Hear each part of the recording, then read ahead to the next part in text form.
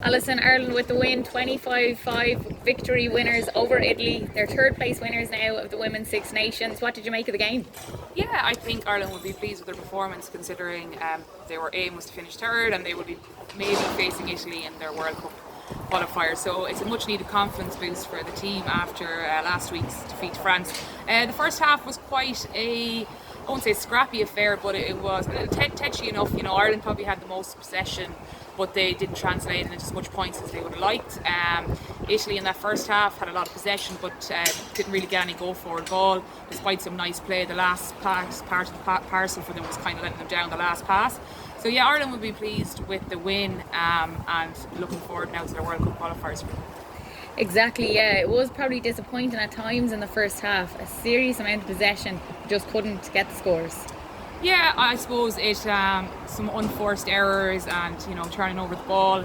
Probably Ireland will be, they look back, they'll be happy with the win, but they'll probably be disappointed to leak possession or to get turned over or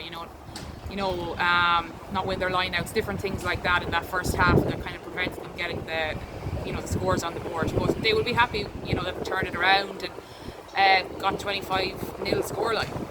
Yeah, we've seen Amy Lee Murphy-Crowe. She found a gap with her speed. She beat two defenders and she got her first try and then got another second one in the 89th minute. She did great here today. Yeah, she did, and you often see now in the modern day game, often the opportunities for the wingers are often, where she scored that first try, inside, isolating maybe a late defender or forward or whatever it is. She took that first try really well.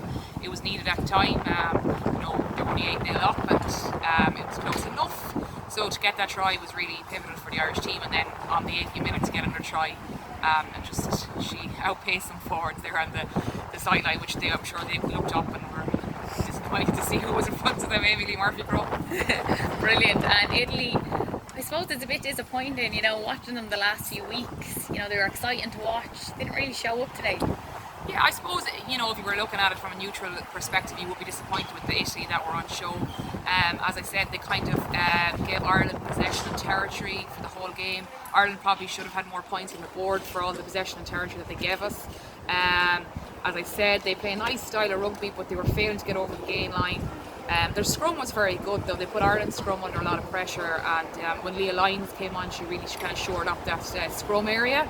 But they'll be happy they got their try. But I think obviously due to the COVID, they came here and played. They probably would have liked to have taken Ireland to Italy. They can be different when they're playing at home. It seems to kind of lift them up a little bit, but that wasn't the difference today. But yeah, considering that they scored all these tries and they played a nice style of rugby against Scotland last week, yeah, it was, we would have probably expected more of them, but that doesn't take away from the Irish performance either. No, definitely not. And I don't know how to sum it up. A bit of a stop-start, messy game in a way. Yeah, it was. At times it was scrappy. Both teams had trouble with the line out at times. Both teams were giving away penalties. Both teams were being turned over at the ruck. So, it was stop-starty for that different reason. Maybe not so much flow at times, but ultimately, Ireland put the points on the board and got the much-needed win that they were looking for. Lots of positives. We've seen Grace Moore making her debut as well today. Yeah, it was great to see her coming on and making her debut. She'll be happy that it went well, a solid debut for her. So, she'll be looking for more caps now going forward. So what positives can we take out of this campaign as a whole for Ireland?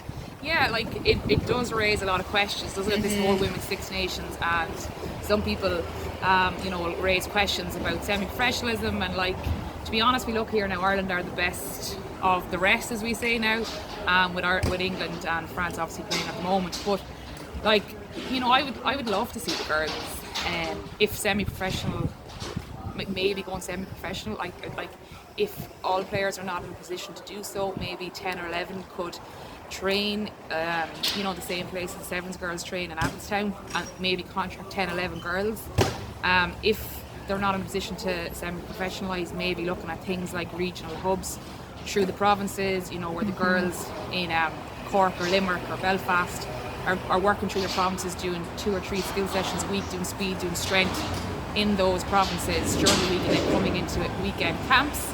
So little things like that you could do.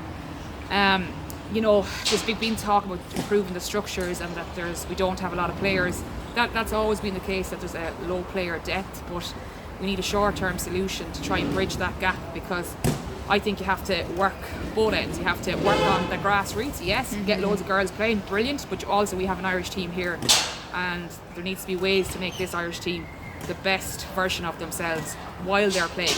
Like, do you know what I mean? Like, they're the Irish team now. They can't wait for years and years for girls to come through. And I think the best way to get girls involved in the sport is success. So if an Irish team was to win a Grand Slam or win a Six Nations, you would just have huge numbers playing the game. It happened in 2013, it happened with the Irish women's hockey. You can see the growth in numbers. So how do we close the short-term gap? I think there's all those different ways of doing it. We also, like, I think, you know, like, have a scout going to the lower leagues looking for potential players in those, you know, development leagues and leagues down the country where, you know, those girls aren't playing top level rugby, but maybe there's a gem in there that you could find and mould and bring them into camp. Like, there's been a lot of talk about the French and English that they've been playing for, you know, years. They're playing since they're 5 or 6, but, you know, all across the world too, we do see crossover athletes that are as good as players that have been playing since they're young, and they have really good ability with game understanding, and they're a product of the environment that they're put into. So, like, I think there's still opportunities for that crossover athlete if they get the right coaching and if they're exposed to the right environment, you know. So different things like that. Yes, we have small player numbers. Yes, we need to improve our structures and improve the IL, improve the Interpro, and maybe having things like those teams after Interpros go off to England or France and play, you know, Premiership clubs after the Interpros, and try and get that standard up. But I think there's loads of different imaginative ways that we can do this if there's not a decision to make them semi-professional, whatever it is. I just think there's loads of ways to do it. You just have to be imaginative. And I think there has been talk as well about, I've lost it, I don't know what I was going to say there, but it's interesting to see, you know, like, a lot of Sevens girls, you know, came in and made an impact. But you know, what happens when they go back to the World Series and they are back on the World Series? Are they going to be available for games? And, you know, getting these opportunities, these 15 games to, you know, to learn the game and to be exposed to, you know, big game situations. And also, I think, talk a lot about this team improving. If they need more games, we'll get better if we play more games. But I suppose we see in the women's game that there isn't a lot of autumn internationals or summer tours. So I would hope on the cards for this team to improve, and the talk is the more games that they will get better, but they need the game. So hopefully we'll see, like, summer tours, we'll see autumn internationals, different things like that can, you know, get the really best out of this team and make them be able to compete at that level and close the gap. And they're all, you know, talking points, but I think, you know, like, they'll be happy with this win today. Much needed confidence boost after last week, and you know, they responded well to that defeat and showed, you know, good mental strength, mental toughness to be able to do that. And for the likes of you looking on today, from when you started out to retiring, what differences have there been? Have you seen a bit of growth? Yeah, like, you know, even prep time, like, this team has had 20 camps there. Like, traditionally you've only ever had 4 camps, so, like, there's much more interest in the women's game, which means more people are going to be interested and ask questions and, you know, demand that women's teams get the same opportunities and equal opportunity and chances to play as we see in the men's game. So, like, you know, that means that, I suppose, right decisions have to be made, you know, for, you know, different players, the team, where they're going forward. But yeah, there has been, you know, some really good positive changes, and it's good to see. As I said, we still have, you know, low numbers playing.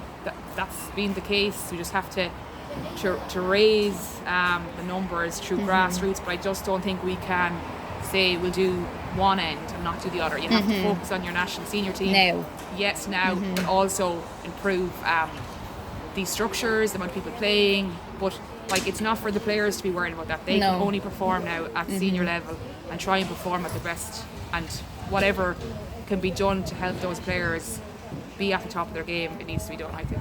Exactly, and if, as you said, young girls see success, that's a major positive and boost for the next generation of players coming along. Yeah, it's like anything. You see a team win, you want to do it yourself. Like, I did athletics. Sonia O'Sullivan was my inspiration. She was, a world beater. So, like, I saw her on television. I was like, I'm doing athletics. Katie Taylor, she wins the Olympics. People get into boxing. It's just, there is other ways, and people will go and play anyway. Yes, but it's probably the best way. Like, it's the most obvious way. So, positive signs here from Donnybrook here today, and good performances. Good to see Stacey Flood. She got woman of the match there. Yeah.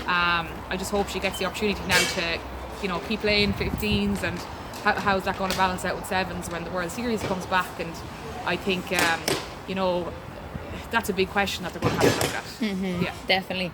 And so we look to the final as well. You're not looking at your phone because you don't want to know. Who do you think will win out of France and England? Oh, I just hope it's going to be the cracker that it's cracked up to be, or that we're talking about it. Like, like I said to you before the game that, like, the number 8 for France last week is not even on the bench. Like, that they have such depth, and if they get the combinations right and if they play the right style, they definitely can beat England. But then obviously England has such a tradition, and there's some brilliant players not even playing for England today, like Meg Jones, Reid, Thompson, all these players that have actually played at a really high level. Some of them have played in World Cup finals and they're not even considered. So you just see the depth that those two teams have to go toe to toe.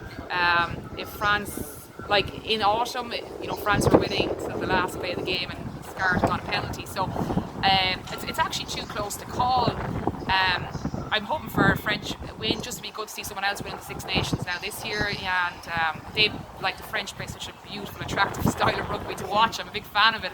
Who wouldn't like to see, offloads and beautiful flow of rugby? So I think France can do it if they put the right 15 on the pitch today. The combinations, she's been trialling them. She saw a different 15 for Ireland and Wales. So has she picked the right 15 to go and beat England? We'll see later. There's a score now and I don't know it, so I'm trying to stay away from my phone as best as I can until I get home and watch it.